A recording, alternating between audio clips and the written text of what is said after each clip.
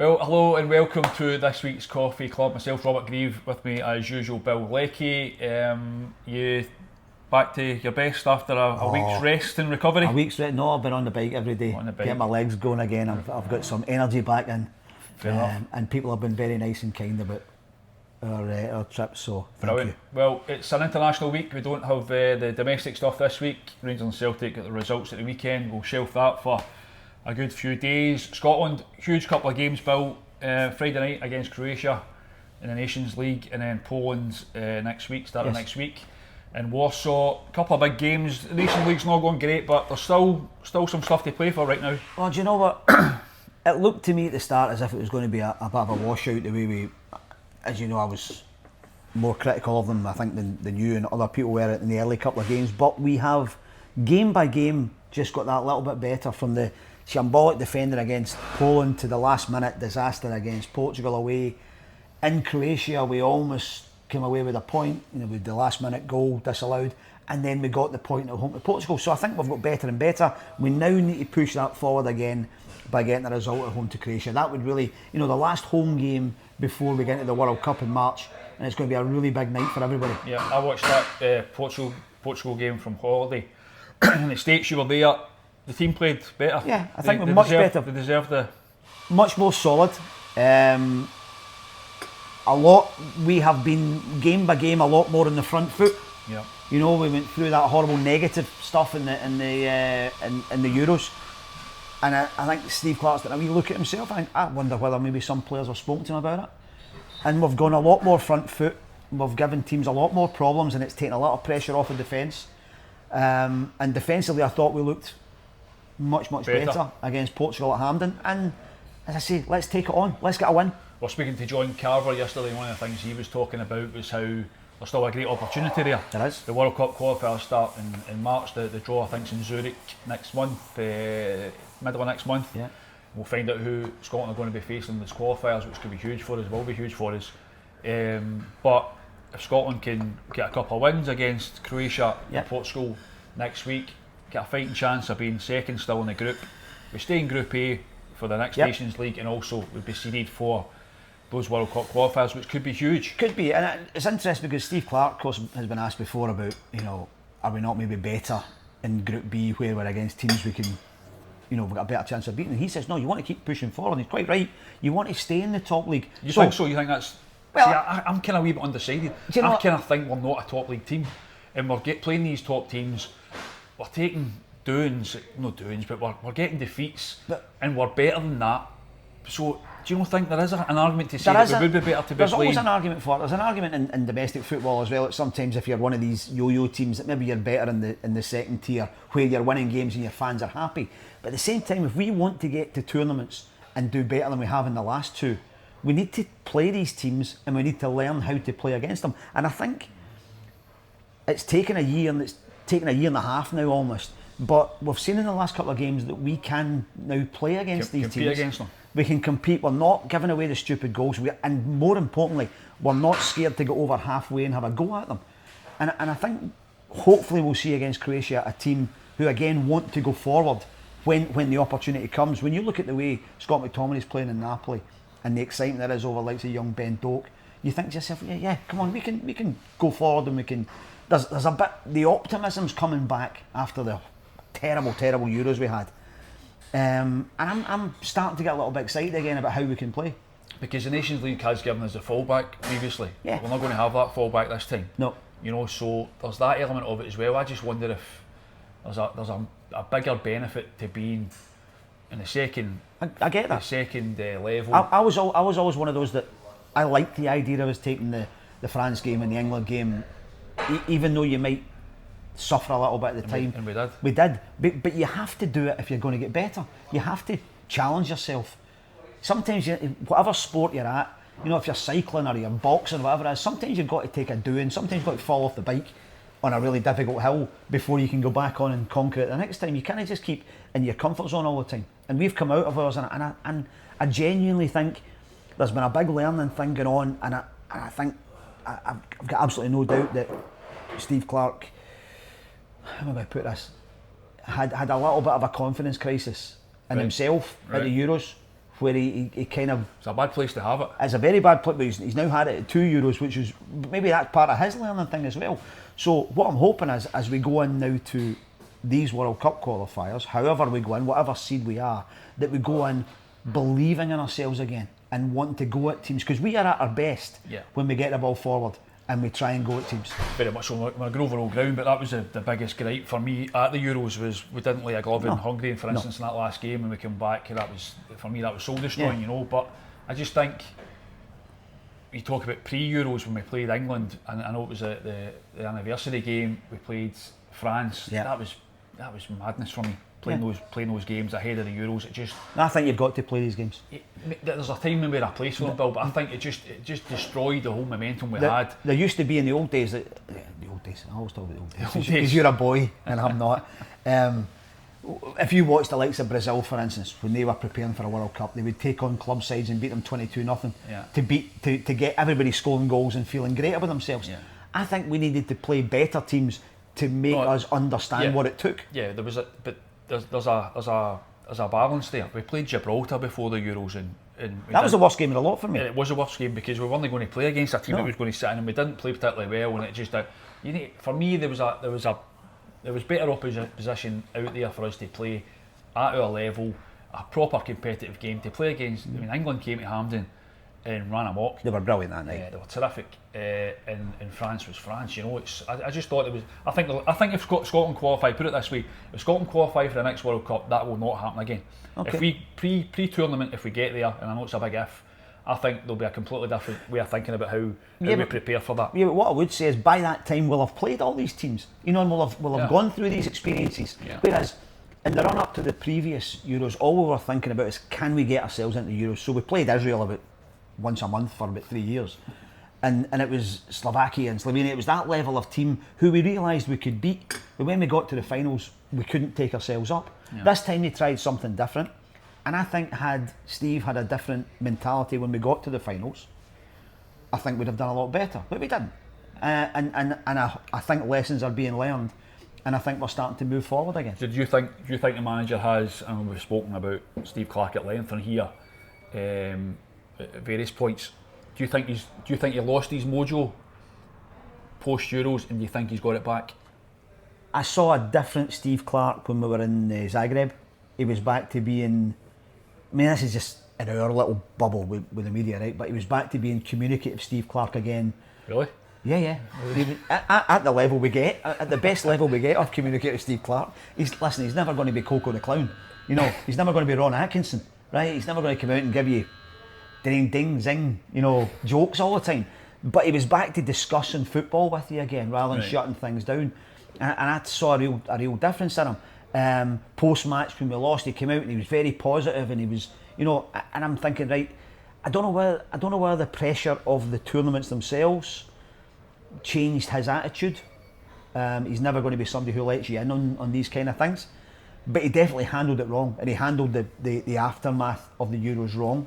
Oh. And now he's getting it right again. I think he's starting to get it right again. Yeah, no, I don't think. Well, for me, we've mentioned it before. I know there was people saying post Euros it was time for a change, time for a new manager. I didn't go along with that at all. I still think he's the best man for the job. I still think he can take us forward. I think the job he's done until now has been pretty top class in terms of getting us to the tournaments. But I don't think there's any doubt at the same time that the way the team played at both Euros that we've been to was nowhere near good enough, and I think that was largely on him. But I do agree with you. I think the results and the performances more than anything in the last few games have gradually been getting better again. Yeah. And you do feel as though it's maybe the timing of it. We're timing the run pretty well, hopefully. For when for the World Cup qualifiers kick off in March, and hopefully we get a bit of luck in the draw that we're in a decent place at that point. We've got guys fit, healthy. Guys playing in Italy, we'll come to in a minute. Hopefully they're playing every week, and other guys are getting back to top form, and we're in a good place going into the qualifiers. I'm guessing we won't get a chance to play again before the qualifiers because they're in March. So he maybe gets them. Will he get to see them for a couple of days somewhere? I don't think so, because there's so much European football now. So this is a big weekend. You know, this is a big camp for him. He needs to make it work. He really needs to leave Hampden on Friday night with people feeling good about the team. We really need to go to Poland and not treat it as, well, it's the last game of the group, we're a bit kind of, we need to go there and really sign off with a little bit of style. Yeah. Feeling good about ourselves. You sound like Gordon Strachan. I know. You sound like radiators and drainers. Radiators and drainers everywhere. No, hopefully we do feel good about ourselves. Team-wise, how do you think about things? Obviously, we were talking to John Carver yesterday. Brilliant speaking to John as always. He's always good value, isn't he? Life's always great with John. And Lawrence Shankland's name came up. We were asking about him. He was talking about how he got a great welcome into the squad. He's a really popular boy, which we know. But at the same time, the Hearts striker's going through a bit of a lull at the minute. He's not scored since Ross County. 1 goal this season. Late goal, wasn't it? Yeah. Equaliser. He's hit a bit of a lull. Is he maybe a lucky boy to be in the squad? You know, he's what we have. Well, that's what we're going to say. We have no T Adams. Yeah. So you've got Lewis Morgan's not a striker, but he's now out as well. So you've got Lyndon Dykes, who's Steve's first cab off a rank every time, really. You've got Lawrence and you've got young Tommy Conway. So none of them are scoring bags of goals. If you want to talk about Lawrence Shankland, I don't think he looks happy. Right. I don't know whether it's a contract situation, I don't know whether it's a position he's playing, I don't know whether it's a hangover from Hearts having such a terrible start to the season, or a mixture of all three, but it doesn't look as if he's got that zip about him. I don't really like him playing in that withdrawn role with Vargas up top for Hearts. I like to see him as a centre forward. I think he's a goal scorer. I think he's happiest when the ball's at his feet. His link-up play is good though. His link-up play is very good, but it's not his. You know, if you watch Harry Kane, for instance, right, you talk about different levels maybe, but Harry Kane is a centre forward who has the ability to drop into that 10 and create things as well and create space for other people. But that's with top class players running past him into spaces. At club level with Hearts, he doesn't have the best in the world, those players who have that game intelligence. And I think Hearts need him as a spearhead to put the ball in the net. They need to be putting the ball on a plate for Lawrence Shankland to score. And the fewer chances he gets, the more difficult it gets to score when they come in. So he needs something to turn round for him. Because we need to get that happiness back into him again. Would you have him in the squad though? Yes. Because of the lack of options or because he deserves to be there? Probably the lack of options at the moment. I think if we had one or two more centre forwards who were scoring goals, they'd be in before him. Yeah. But we don't. Yeah. That said, he has scored for Scotland. He scored an important goal for us. If an opportunity drops against Croatia, you would fancy him. Would you fancy him? Yeah. I still like Lawrence Shankland. As much as I'm throwing these questions at you about does he deserve to be there and whatever, I think he would probably say that himself. He looks as though he's desperate for a goal. Yeah. And as most strikers get to in that situation, they'll maybe snatch at things. I saw in the European game last week. Chances that he would just normally have last season are just side-footed into the bottom corner. He's kind of snatching at them. But I like him, and I think I probably would still trust him. Of the players, of the three strikers we have, he's without a doubt the most natural goal scorer, right? And yet, when you saw that one he got in the first 2 minutes against Heidenheim last week, and the ball comes to the edge of the box from a defensive mistake, and you're right, he normally would just go dink the goalkeeper, shut his eyes, pick his spot, and he's banged it against the keeper, isn't he? And you think that's not him. So, and I've seen that with Scotland a few times where he's rushed things a little bit against Holland, put through in the goalkeeper, he's rushed it and he's hit the top of the bar. And I think he needs something to help him relax. He needs a couple of goals for club, for country, for whoever it is, just to get him back into that zone where he believes in himself again. Is there an argument to say though that it would maybe help him a little bit if he wasn't in this squad? Would it take the pressure off him a little bit? Because if he comes in one of these games and he misses another chance, it's going to maybe continue the narrative. Would it have been better for his point of view to take him out, or would that have made it worse? I think that would have made it worse, arguably. I think the bravest strikers are the ones that keep getting in there all the time. Yeah. And if they're missing, at least they're in there. I'm a great believer in that old cliche. You've got to be in there to miss, the old tickets and raffles thing, isn't it? and I still don't think he'll be first choice. So the pressure's not on him from the off, because Lyndon Dykes will be the first choice. Yeah. And if he comes on for the last 20 minutes or half an hour and things come for him, it's up to him to take the chance. Yeah. Only he can sort his own head out in that respect. Yeah, and Lyndon Dykes isn't the most prolific striker either. He's good at the job he does. His numbers aren't great though. So, the thing about playing centre forward for Scotland is that you are there to enable John McGinn and Ryan Christie and Scott McTominay to get into the box, because they're our goal scorers. Yeah, that funny enough, that was mentioned Gordon Strachan. That's what he was big on when we did the column during the Euros, was that we don't have a striker that scores goals, but it doesn't matter because we've got McTominay, we've got McGinn. That's our strikers, arguably. These are the guys that get it. It doesn't matter where the goals come from. And that's where Dykes is actually slightly better than Che Adams at it, because Che wants to be in the box scoring goals. He's not happy, as happy doing the link-up play. Yeah. I think actually Lawrence Shankland's better at that link-up play than Che is. Yeah. But if we can get a centre forward who can bring McGinn, McTominay, Christie, Doak into the game and into the box, then he's doing his job for Steve. Yeah, no, I definitely think that you're bang on, and I think Lyndon Dykes, the physicality he still brings, if he was to lead the line, I think that's... He's a big scary monster when he's in good form, you know. You wouldn't want to be centre back again. Oh, you wouldn't. Always remember the Wembley game against England at the first Euros, when the ball shelled diagonal. Bang. Fantastic. Hello. Fantastic. Give me that all. He's now more tattoo than man. You see this thing coming at you, you just think. Who was the defender he smashed? I can't remember. Stones. It was in the left back. Was it was?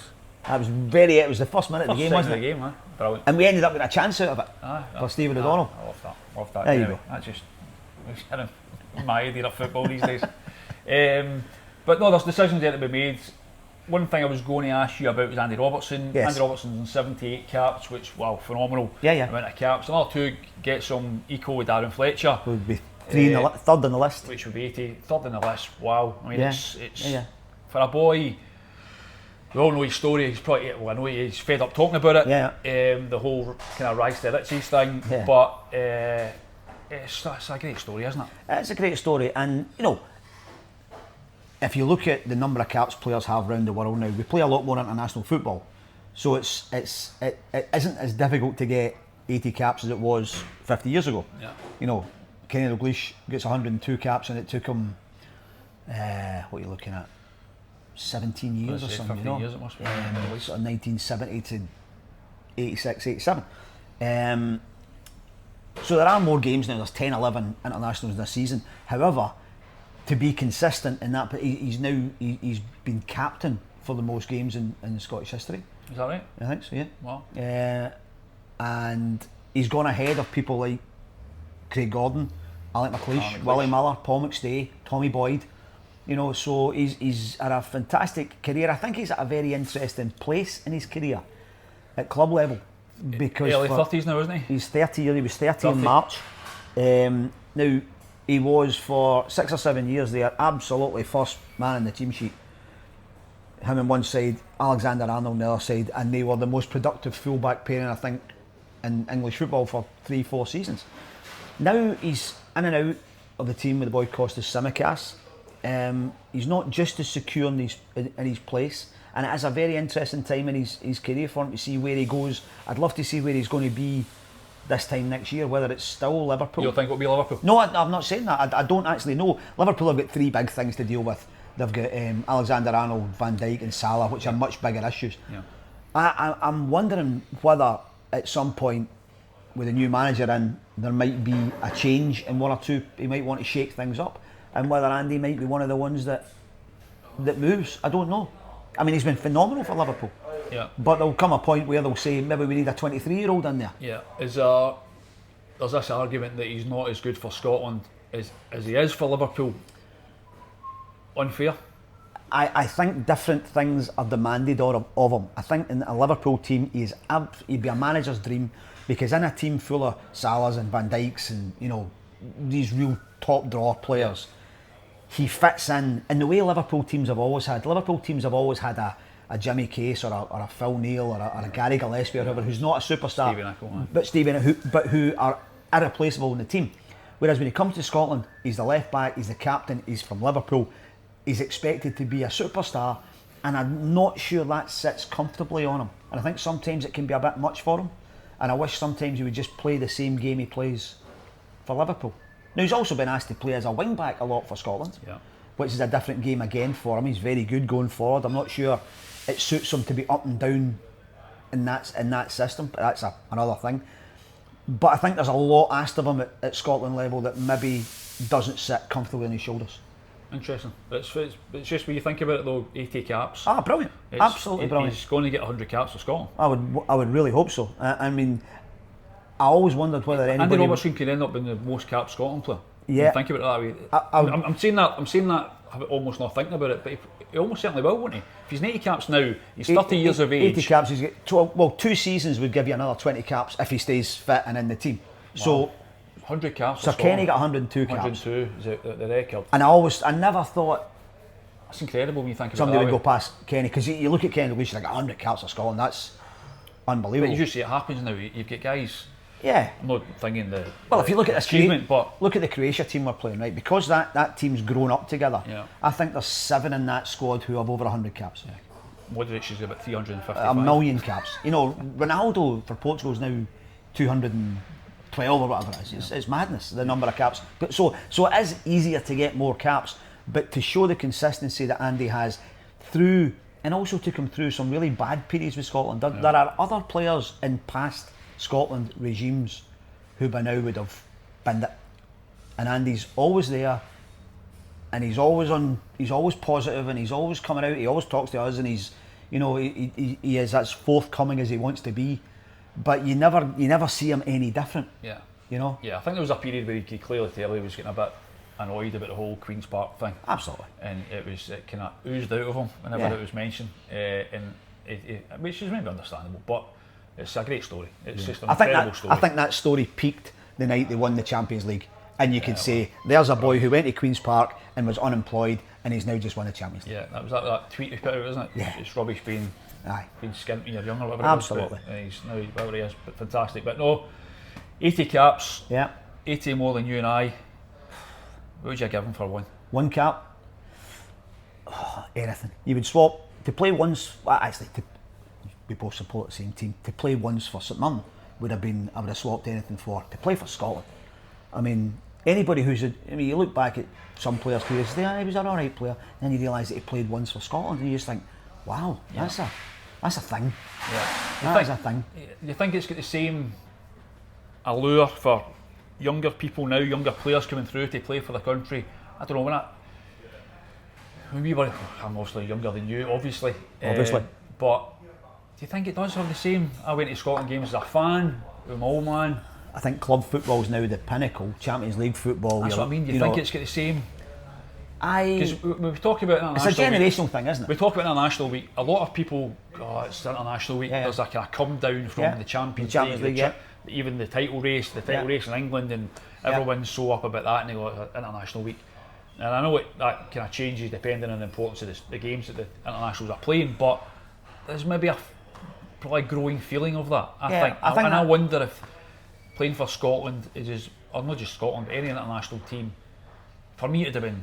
Well, what I would for say, me it's the pinnacle. It doesn't get any better. What I would say is, and this is where Stevie Clarke's been a massive success for Scotland, is that previous managers would put the kettle on for call-offs from their squads. Look at England. England this week, they've gone, Greece away, Ireland at home, caretaker manager. No, thank you. I'm sure there's a couple. English FA have chopped him under the bus. Of course they have. Of course they have. I mean, if you're an England player that's got a slight niggle, your club will say he's not a manager. Absolutely. So if you look back to the days of when Andy Robertson was in charge, even when Craig was in charge, there was so many players you could almost put the kettle on that they would be calling off for certain games, and we don't get that anymore, and that's why there was such a furore over Che Adams pulling out at the start of the Nations League. He was injured. Absolutely accept that, but it was the first time that, after Callum McGregor hung the boots up and then Che Adams, it was the first time Steve was faced with that, and I wondered what would happen, and yet there you go, everybody's back in again and going for it, and we don't get. It takes a proper injury to get somebody out of a Scotland squad. Yeah. You know. Well, we'll always turn up for duty, Bill. We'll always be there. Well, you'll be in Warsaw. Looking forward to Warsaw, a great city. Always love going there. Fly there on Saturday afternoon for the game on Monday. So yeah, but we need to, hopefully we get a. What do you think? What do you think we're going to get for the two games? What do we think? I think we can win certainly the first game. Yeah. And if we win the first game, I think the second game is dependent on the first game for me. I think if we can get a win, which I think's possible, and there's something to play for, and it's there for us to play for. And no Lewandowski. Lewandowski's out of the game. which I think is huge for us. Just even psychologically, that he's not lining up against the lads in the tunnel. Yeah, I think if we can get a win in the first game on Friday night, which I think I wouldn't put beyond Steve Clarke and the lads, then absolutely I think we could do it. And if we get second place, then absolutely we need things to go our way, obviously. But I think you would take that all day long, and it keeps it, or it gets us back in the right track for the World Cup qualifiers, when then we really need to turn up. We really need to turn up. It's certainly for me, from the night of the Hungary game through the first Poland game, etc. I feel so much better now than I did then about where we are, because I really feared as if we were going to lose everything we had built for, but we're getting it back. Yeah, no, there was definitely a point where I thought Steve Clarke was kind of well, even from his point of view, I wondered if he still wanted to be there. It felt a bit end of days, didn't it? It really did. And I'm glad he's pushed through that, and I'm glad we're at a place now where, albeit the results haven't been significantly better, but I think the way the team are playing is definitely, we're backing up. Anyway, look forward to Friday night, as always, for the best news and views. You can stick with SunSport. I'm going to, as I keep saying every week, if you want to like and subscribe, you can also comment. With a few comments last week. Jamie enjoyed the chat, glad about that. Jamie. Stephen Doran, was his first time watching. Stephen, glad about that. Hope you're tuning in this week. And a Barry Bull was what a great name. Well, I don't know if that's his real name, but Barry, hello if it is. It was Barry Bull something. He said we didn't look too comfortable. So? No, don't do that. Please, don't do that. See, he's uncomfortable. He's uncomfortable with these things. It's not me, Barry. It's not me. Don't ever do that again. But we've tried to look more comfortable. Barry, there you go. Cake wise, beautiful. Cannolis. Marco's cannoli. Bob in the office asked for a cannoli, and Marco has delivered. A couple of tiramisus, a couple of beautiful little tiramisus, a couple of little plain Neapolitan cheesecakes, but the cannolis are magnifico, and they will be going back to the office. That's our trade-off. They let us come out to do these things as long as we take them back loads of cakes. I think we should take them back. I think we should tell them Right, okay. Etc. Right. Well, thanks again for joining this week, Bella Vita and Coffee Club, and we wish the Scotland boys well on Friday night and then next week. And we'll be back next week to talk through the games and see where we go from next. All the best.